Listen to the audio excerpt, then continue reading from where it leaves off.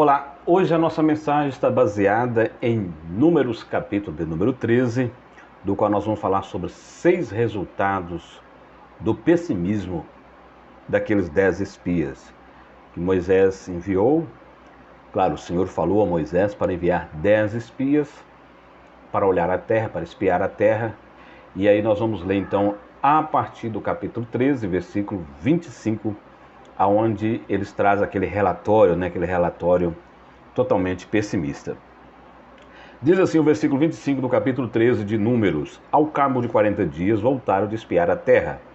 Caminharam e vieram a Moisés e a Arão e a toda a congregação dos filhos de Israel no deserto de Parã, a Cádiz.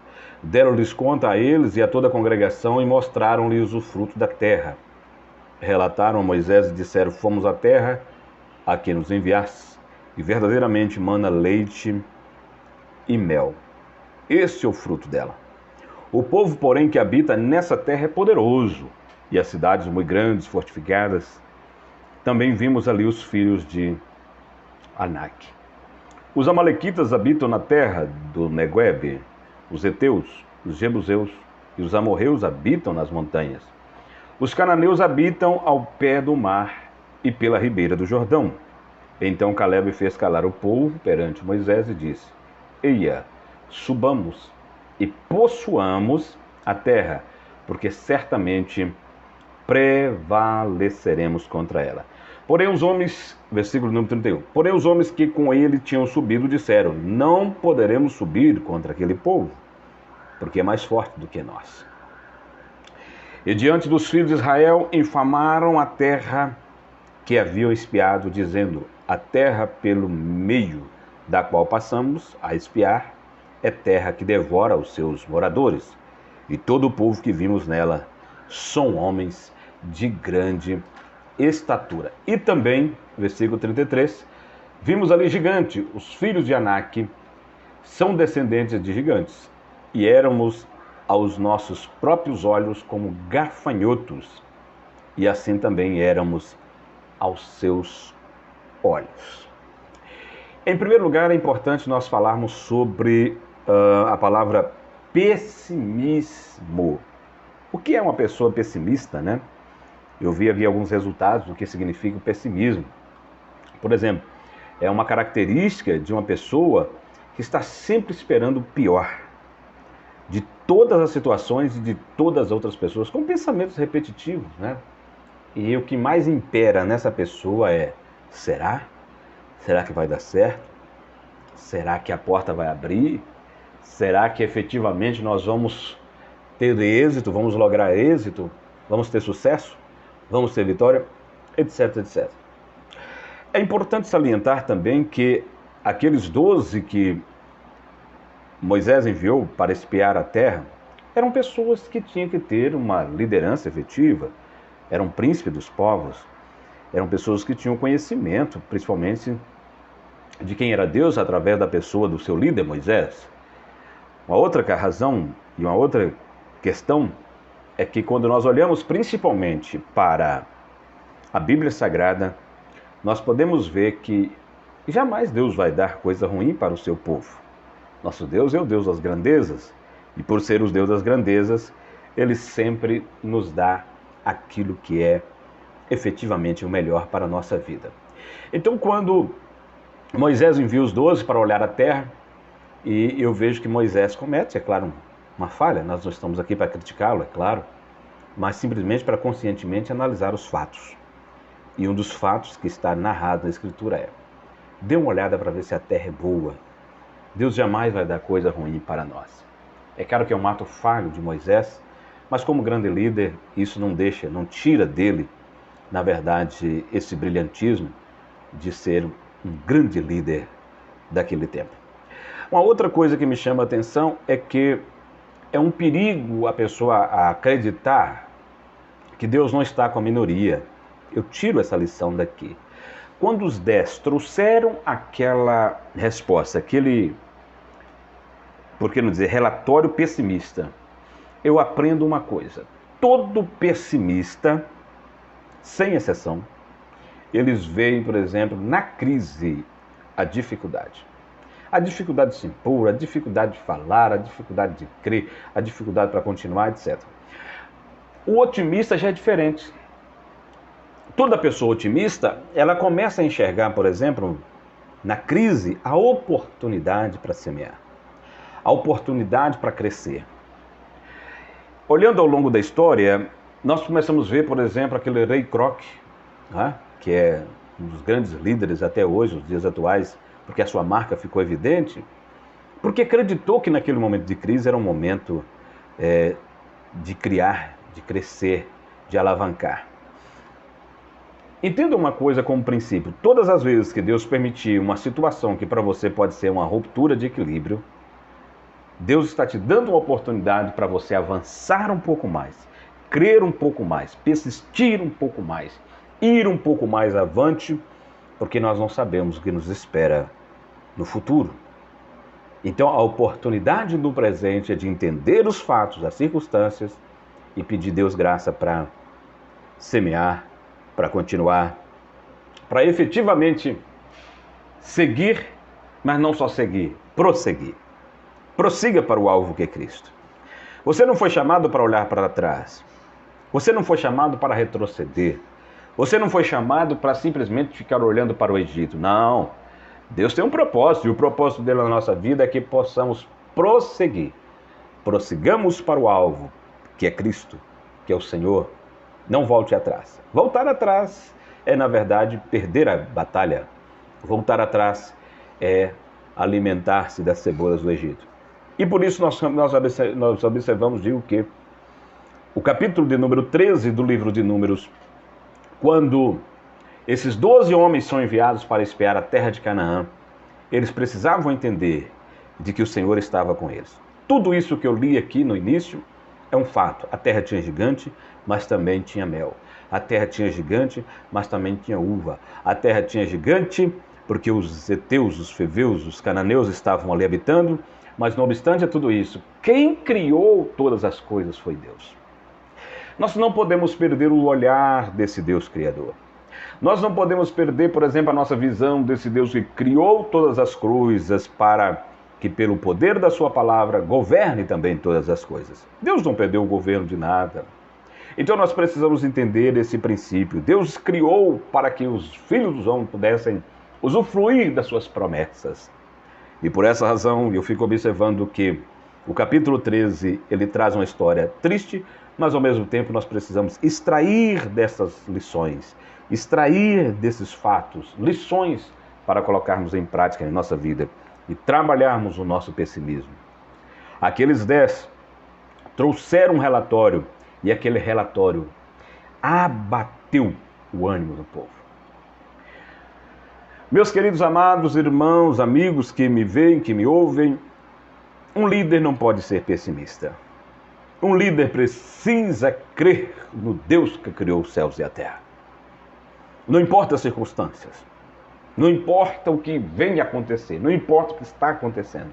O líder precisa ser uma pessoa resoluta, determinada e crer que esse Deus que mora acima das estrelas é capaz e suficientemente capaz de nos dar e nos entregar total vitória.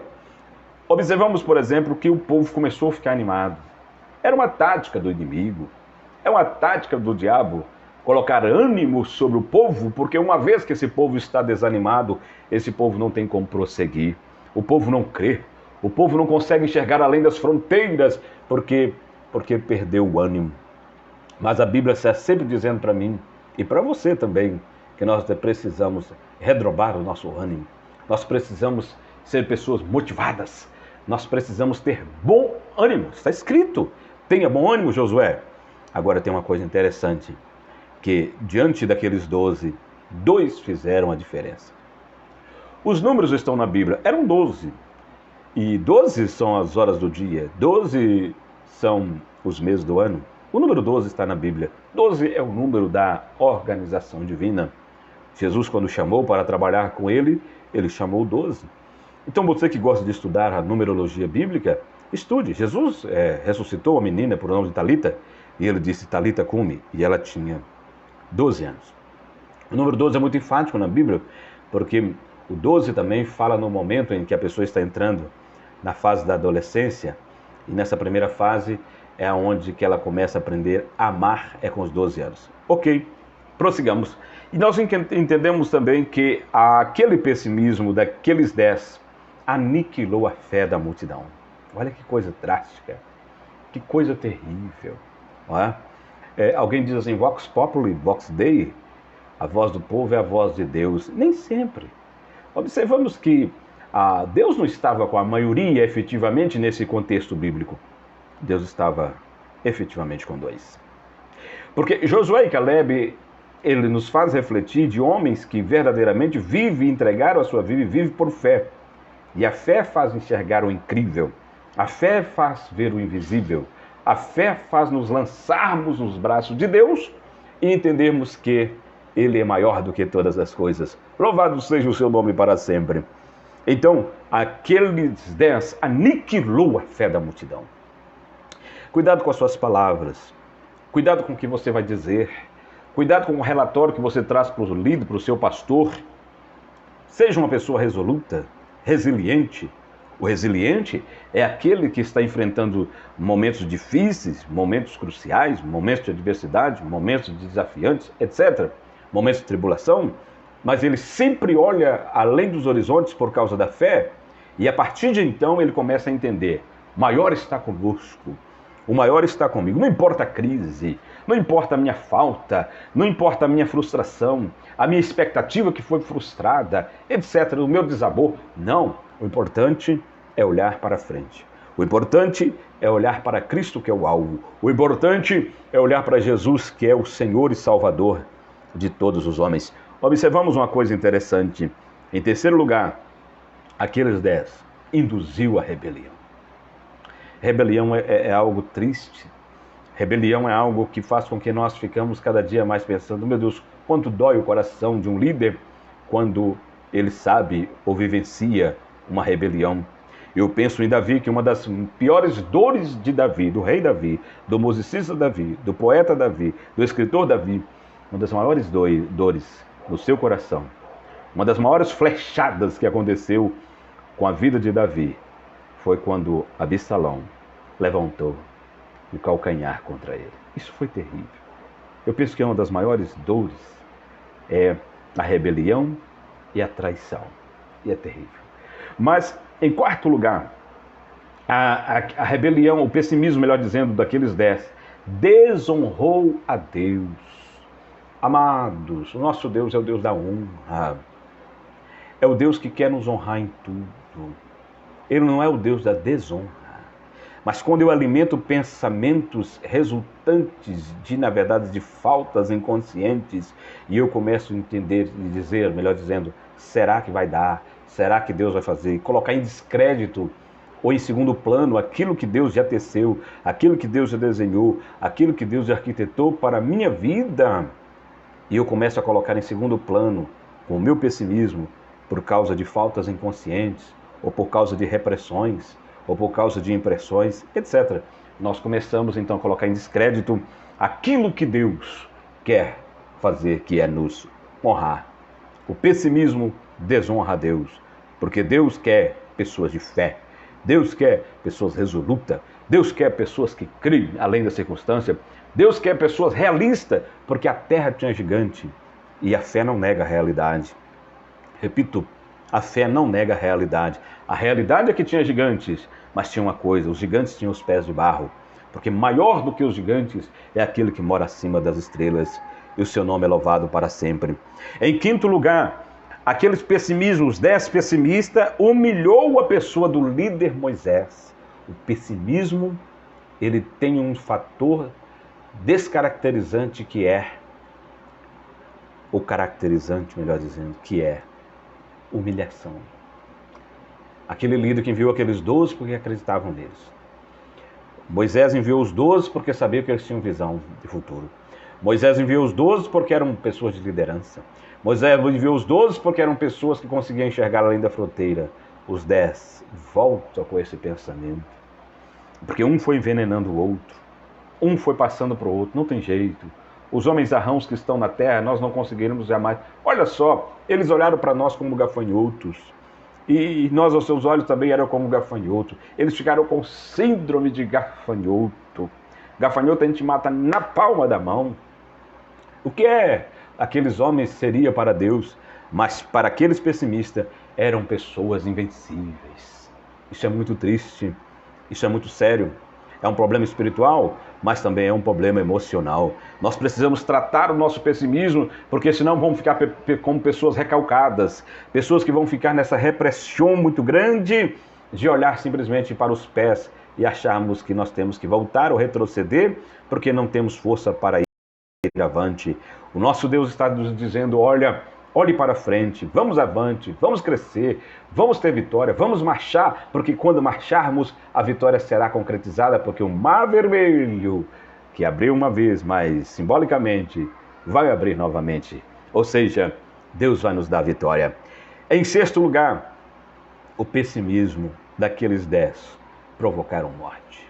Que coisa triste. O pessimismo daqueles 10 provocaram morte. E eu quero já partir para a conclusão nessa breve mensagem para a tua, para a minha, para a nossa reflexão. Provocou morte, porque uma pessoa que fica alimentando de pensamentos e esses pensamentos não têm alicerce na palavra de Deus, essa pessoa começa a olhar simplesmente para onde está e não consegue mais enxergar o futuro. Em contrapartida, tinha Josué e Caleb, homens espirituais. Os homens e mulheres espirituais conseguem enxergar além das fronteiras. Os homens e mulheres espirituais conseguem enxergar além das suas limitações. Os homens e mulheres espirituais que são consagrados a Deus, eles atraem o invisível, eles creem no impossível, eles sabem muito bem que pode lançar-se nos braços do eterno Deus e que Deus não vai deixá-los nem vai abandoná-los. Por essa razão, nós cremos que aqueles 10 não podem participar, embora está nos anais da história do texto bíblico, mas não pode participar principalmente, efetivamente, da nossa vida no que diz respeito como cristão. Nós precisamos olhar com mais afinco para a vida de Josué e Caleb, homens de fé, homens de coragem, homens resolutos, homens que acreditavam que a fé cristã, com todos os seus desafios, nós precisamos prosseguir. Nós temos que continuar, nós temos que entregar de uma vez por todas, entendendo o seguinte, olha, hoje eu estou aqui, mas o meu Deus que fez eu chegar aqui, Ele abrirá todas as portas. Aleluia! Ele fará com que eu possa me conduzir com segurança, porque a terra é boa, mana leite e mana mel. E tem mel, melhor dizendo, mana leite e mel, digo. Por essa razão, eu quero finalizar orando por você, para que você não alimente esses pensamentos intrusivos, esses pensamentos de mortes, esses pensamentos que não posso, esses pensamentos que eu não consigo, esses pensamentos que não vai dar certo, esses pensamentos que vêm para roubar a tua esperança e o teu amor pela pessoa bendita do nosso Deus. Ore comigo, eu quero orar pela sua casa, eu quero orar pela sua família, eu quero orar por todos aqueles que estão, quem sabe, passando por momentos de privações, quem sabe estão passando por momentos de dificuldades, mas em contrapartida são pessoas que creem que as portas se abrirão, porque maior é aquele que está conosco do que aquele que está lá fora no mundo. Ore comigo. Pai amado, Pai querido, Santo Deus de Israel, eu te louvo, eu te agradeço, eu te glorifico, eu te bendigo, eu suplico a tua bênção para todos aqueles que estão vivendo um momento crucial na sua história. A sua jornada está, Senhor, cheia de gigantes no caminho, mas nós sabemos que o Senhor é o Deus que aniquila gigantes, é o Deus que derruba gigantes, é o Deus que faz com que todos os planos do inimigo sejam frustrados. E nesta hora, Senhor, eu ergo a minha voz, mas estendo as minhas mãos para a vida de todos aqueles que precisam da tua bênção, que precisam do teu favor, que precisam do milagre, que precisam da cura, que precisam do toque maravilhoso do teu Espírito para renovar o ânimo. Senhor, dê ânimo para aquela pessoa que se encontra agora, Senhor, precisando de ânimo.